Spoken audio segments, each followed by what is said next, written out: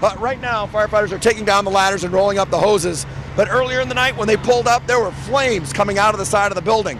Firefighters say it was one of the scarier moments because when you pull up to a building and you see children and mothers hanging off the side of the fire escape, smoke swirling around them, they said that's scary, scary stuff. They got up there, they got the ladders up, and they said nobody got hurt. The fire escape, there was 3 or 4 people hanging off the fire escape. They couldn't get off. They were just on the fire escapes. I had people hanging in the fire escapes at the rear of the building, and on this side of the building, we had a bunch of people on that fire escape. About 50 people were displaced inside this building. However, firefighters say there's good news tonight. It looks like everybody will be allowed to go back in except the one unit where the fire was in. They said that's good luck to them tonight. I'm Bob Wilson on the scene of Bridgeport, News 8. The smoke, the flames, and the frightened faces, all in a firefighter's line of duty. But Chief William Hitchcock remembers the night it wasn't the fire that almost stopped him. Oh, I was scared to death. But the fire escape that broke underneath him. Where the railing just came away from the building. And our investigation found across Massachusetts more unsafe fire escapes. Rusty, deteriorating, crumbling, broken.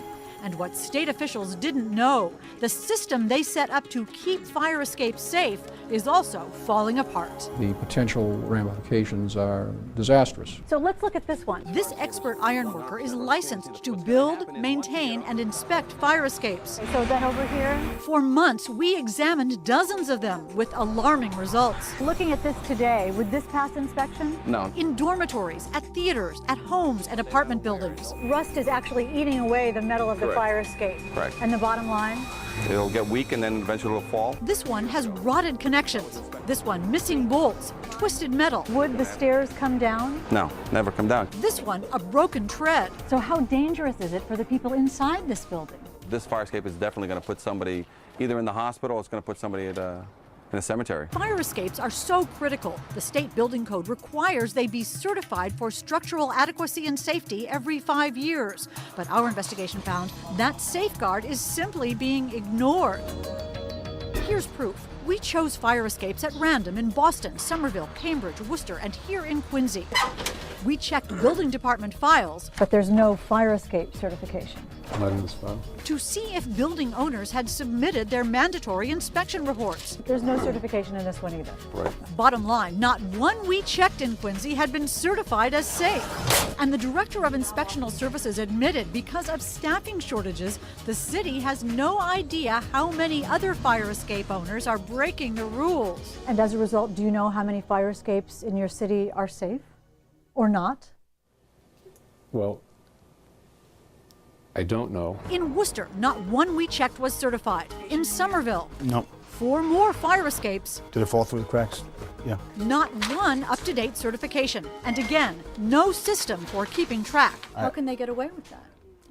I guess the shortest answer of all is because we don't have the resources to sit here and follow up on these things. If structural deficiencies are reported, local building inspectors can actually evacuate residents until repairs are made. Would you talk to us on camera about this? No? But when we surveyed 24 more communities, most admitted they had no idea how many fire escapes were certified.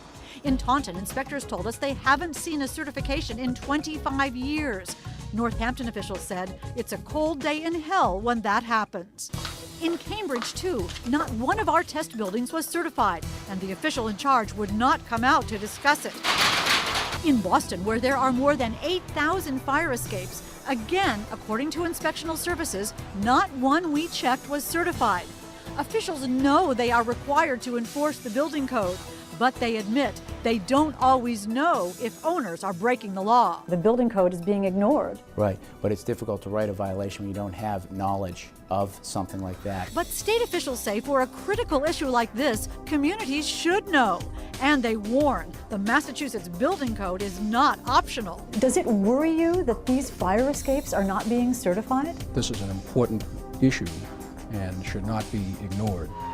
That's because after the smoke and flames begin, it'll be too late to learn you've got no way out. I can't stress it enough, Hank, that These things have to be maintained, and someone's got to be watching. As a result of our investigation, state officials will now issue an alert to local inspectors.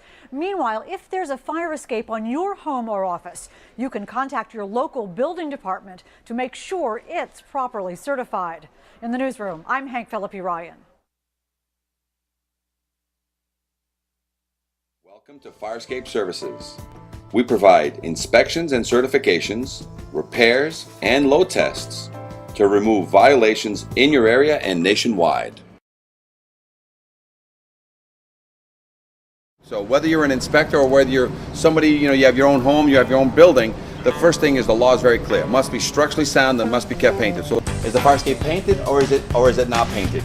And does it have more paint than rust or more rust than paint? So I can just look at this fire escape and say that I have evidence right now that there's more rust than paint on this fire escape. So immediately, if you were to call an inspector out here, the law doesn't allow him to pass this fire escape simply because it has more rust than paint. And structural means that if the fire escape is 50 to 75 years old, when any inspector is looking at it, he's got to see some evidence of maintenance. And maintenance means that I have to see a change in bolts, I have to see a change in rivets, I have to see some new hardware. Because when I go up to a fire escape, I see nothing but original hardware.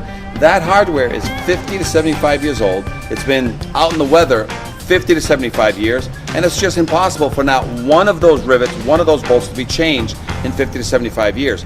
And whenever that occurs, what I have is a fire escape that somebody's been constantly painting, but they've never done anything structurally to it. So now that makes the entire fire escape pretty much suspect.